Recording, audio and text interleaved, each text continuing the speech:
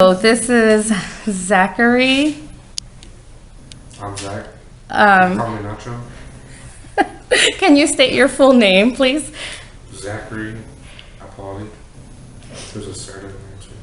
Cerda-Ippoliti. You do it right. I just thought about that after. Okay, well, say it right now. Alright. Yourself. Now you know how the bits are soon spelled. Okay. And what tribe are you affiliated with? I'm with the Costanoan Rumsen Carmel tribe.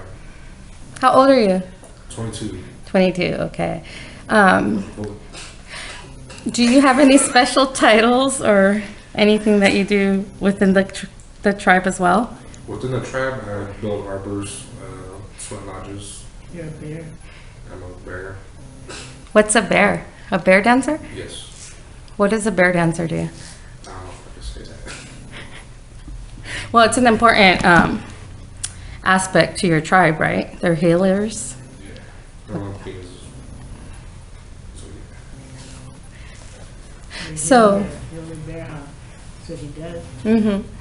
So, do you think it's important to keep your culture Yes. and your tradition? Why is that?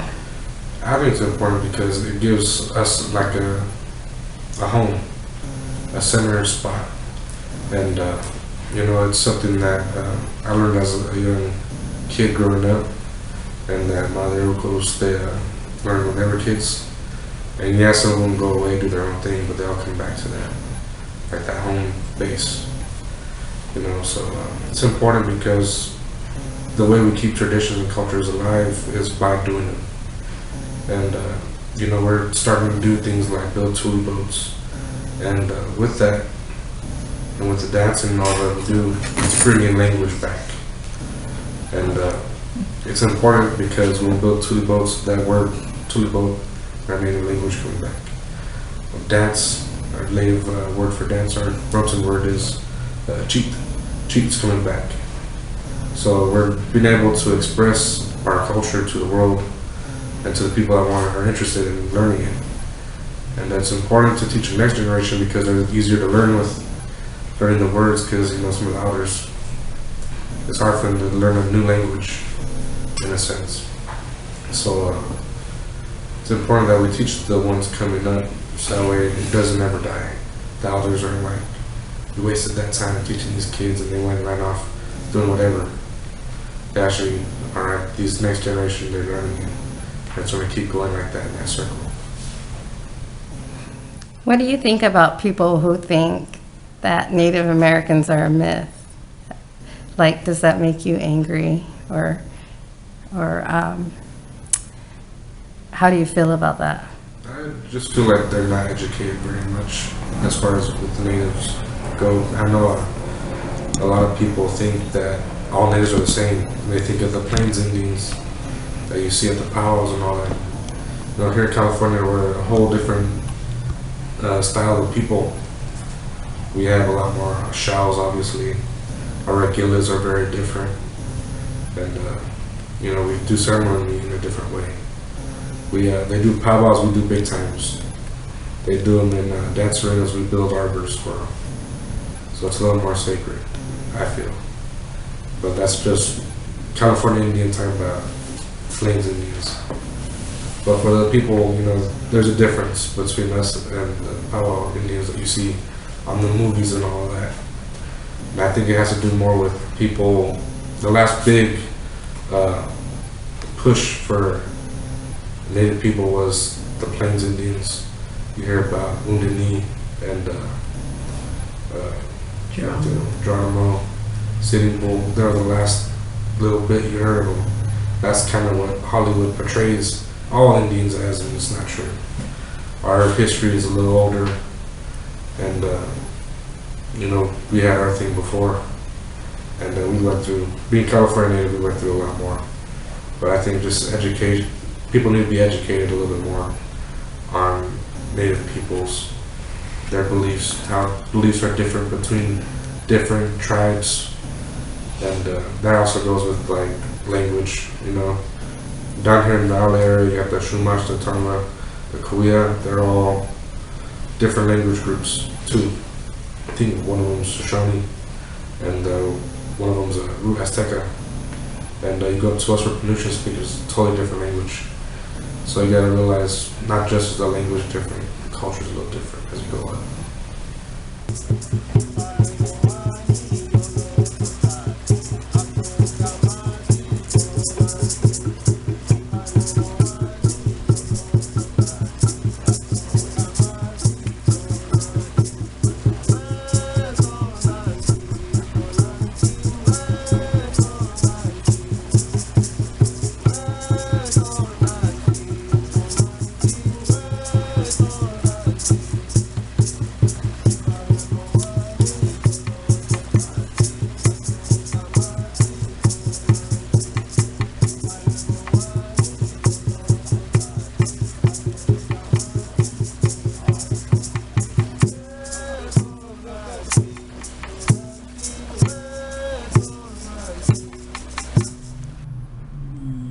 Jimmy, I'm from Cherokee Apache tribe in New Mexico. Jimmy, how old are you? 23. So, Jimmy, why is it important that as Native people we keep our traditions and culture?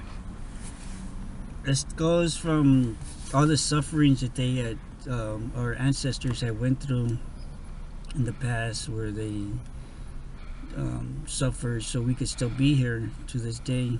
And as history knows, that they were murdered and children were murdered, elders were murdered for just praying, and how they had to hide their children and kill their own children so we could still be here today. And there was a lot of suffering, it's all in history, but the white men don't tell you all this in school. They want to tell you what they want to tell you. Okay, so what about visibility? Is that important as a Native person or Indigenous person? Yes, it's very important because to show that we're still here and we're still surviving, and to this day we're even stronger than before, and how we all came together, all coming together, and teaching the young all the ways of our ancestors and how they were taught, and the way we used to be and still are to this day, are doing our ceremonies and our powwows, and being free and able to do this freely without them coming in and destroying our sacred items that we cherish. And so it's really free now. We could do it anywhere, openly and proudly. That's a big thing, right? Yes, very big deal. It wasn't until 1976 it was illegal to do ceremony. Yes, or they used to go pray. and hide back before then. They used to go and hide in the mountains and do their ceremonies, their sweats and dances, but now it's open. You could do it anywhere nowadays. Thanks, Jimmy. You're welcome.